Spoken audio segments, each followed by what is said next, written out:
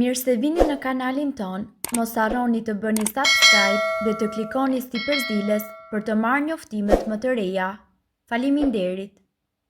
Si ta ulni nivelin e lartë të sheqerit në gjak, këto janë ushqime që duhet të konsumoni.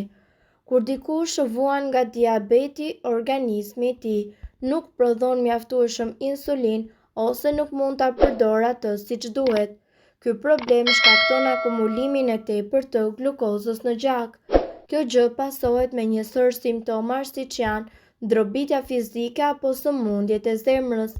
Sipas të dhënave, një nga mënyrat për të mbajtur nën kontroll nivelin e sheqerit në gjak është ushqyerja e shëndetshme. Ushqimet dhe pijet të cilat trupi i përthith ngadalë janë më të mirat, sepse nuk shkaktojnë luhatje të forta të sheqerit në gjak. Në këtë video, ju do të mësoni më shumë për ushqimet që rekomandohen për uljen e nivelit të sheqerit në gjak. Drithrat e plota ose buka e elbit. Ndonse shumica e bukëve duhen shmangur, buka prej elbi dhe ajo prej drithit të plot kanë një nivel të ulët glicemie. Ato gjithashtu janë të pastur dhe me fibër dhe kjo e ngadalëson tretjen dhe stabilizon nivelin e sheqerit në gjak. Boronica, rrush dhe moll. Shumica e frutave kanë një nivel të ulët të glicemisë, sepse ato përmbajnë shumë ujë dhe fibër, por niveli i glicemisë mund të ndryshojë në varësi të pjekjes së frutave. Lëngjet e frutave, për shembull, kanë një nivel të lartë glicemie sepse shtrydhja largon fibrën dhe në lëng mbetet vetëm sheqeri. Studimet gjithashtu kanë konfirmuar se personat që konsumojnë më shumë boronica, rrush dhe moll kanë më pak mundësi që të preken nga diabeti tipit 2. Patate e ëmbël. Patatet e zakonshme kanë një nivel të lartë glicemie, ndërsa patatet e ëmbla kanë një nivel të ulët dhe për më tepër janë të pasur me ushqyes. Kosi. Kosi është i vetmi produkt bulmeti i cili ulë rrezikun e shfaqjes së diabetit. Kosi i bërë në shtëpi ka një nivel të ulët glicemie dhe mbi të gjitha është i shëndetshëm. Tërshëra. Sipas të dhënave, tërshëra ka një nivel të ulët glicemie dhe ka pak gjasa të shkaktojë luhatje të nivelit të sheqerit në gjak. Tërshëra përmban edhe B-glukan. Kjo substancë përmirëson ndjeshmërinë ndaj insulinës, ndihmon në mbajtjen nën kontroll të nivelit të sheqerit në gjak dhe ulin ytyrat në gjak. Megjithatë, diabetikët duhet që të mos të teprojnë me tërshërën sepse ajo përmban edhe karbohidrate. Shumica e arrorëve. Arrorët gjithashtu janë të pasur me fibër dhe kanë një nivel të ulët glicemie prej 55. Arrorët gjithashtu duhen konsumuar pa e tepruar dhe në variantin e papërpunuar të tyre. Hudhra. Hudhra ndihmon në uljen e nivelit të sheqerit në gjak dhe gjithashtu përmirëson ndjeshmërinë ndaj insulinës dhe sekretimin e saj. Hudhra rekomandohet që të hahet e freskët sepse ushqyesit e saj janë më të dobishëm. Peshqit. Peshqit nuk kanë nivel glicemie dhe ata janë të shëndetshëm për diabetikët. Merluci i rritur në ujëra të ftohta është veçanërisht i rekomanduar për diabetikët dhe për personat e rrezikuar prej tij. Gjithashtu, në mjekësinë popullore, lëngu i bamjes dhe vetë kjo perime konsiderohet jetësore kundër një sër sëmundjesh. Ky lëng është veçanërisht efikas në trajtimin e diabetit, kolesterolit të lartë dhe sëmundjeve të veshkave. Kjo perime e veçantë ofron me mira përfitime shëndetësore. Sipas të dhënave, një gotë me lëngun e bamjes ofron 2 gram protein, 21 mg vitamin C, 80 mikrogram folat, 3 gram fibër, 7.6 gram karbohidrate. Mënyra e konsumit të bamjes janë të larmishme. Bamja mund të skuqet, zihet, kavardiset, por edhe të bëhet turshi. Përfitime shëndetësore të cilat të vijnë nga bamja. Bamja ka aftësinë që të ulë nivelin e sheqerit në trup.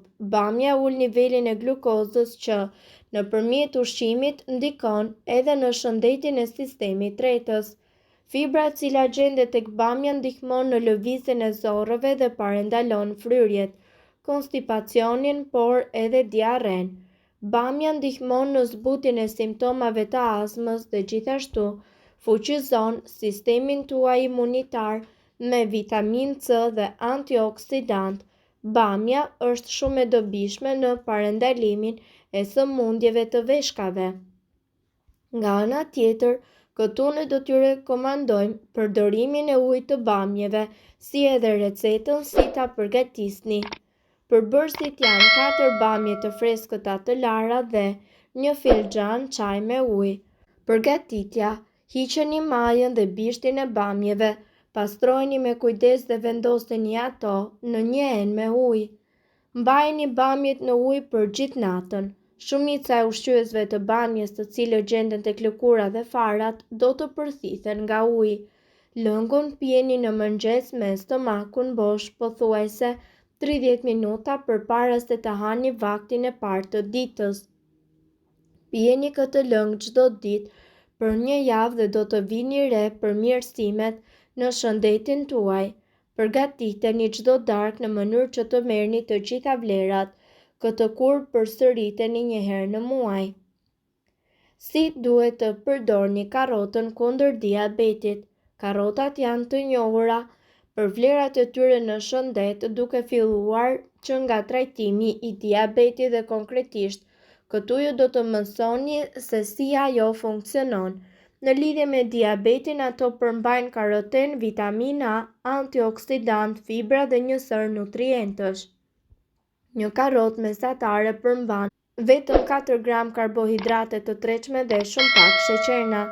Ekspertët thonë se vitamina B6 ka një rol shumë të madh në fuqizimin e metabolizmit. Mungesa e kompleksit të vitaminave B në trup lidhet me shfaqjen e diabetit të tipit 2, ndërsa karrotat ndihmojnë trupin të marrë një sër vitaminash nga ky grup.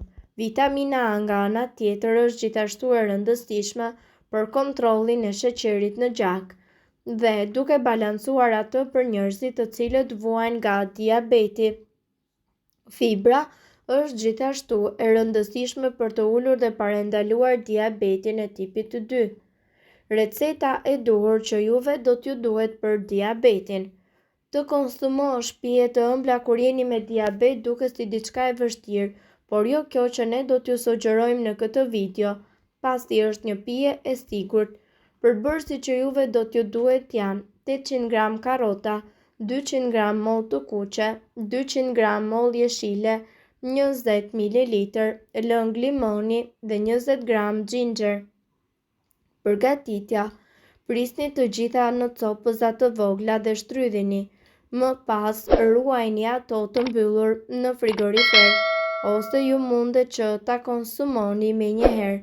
Ky lëng me bazë karrota dhe gjithashtu mollët ju forcon edhe shikimin, përmirëson nivelin e sheqerit në gjak dhe nga ana tjetër aktivizon sistemin tretës. Mirë po duhet të dini se këto informacione nuk kanë për qëllim të zëvendësojnë ilaçet e përshkruara nga mjeku. Para se të përdorni këto receta të mjekësisë alternative, ne ju sugjerojmë që të këshilloheni më parë me mjekun tuaj. Nëse ndonjë prej këtyre përbërësve ju shkakton alergji, e mira është që të mos i përdorni këto receta të mjekësisë alternative. Nëse doni të dëgjoni video tona që ne postojmë çdo ditë, kliko subscribe. Ju ftojmë gjithashtu të bëni like në video tona nëse i keni dëgjuar dhe pëlqyer ato. Faleminderit që e pat videon ton.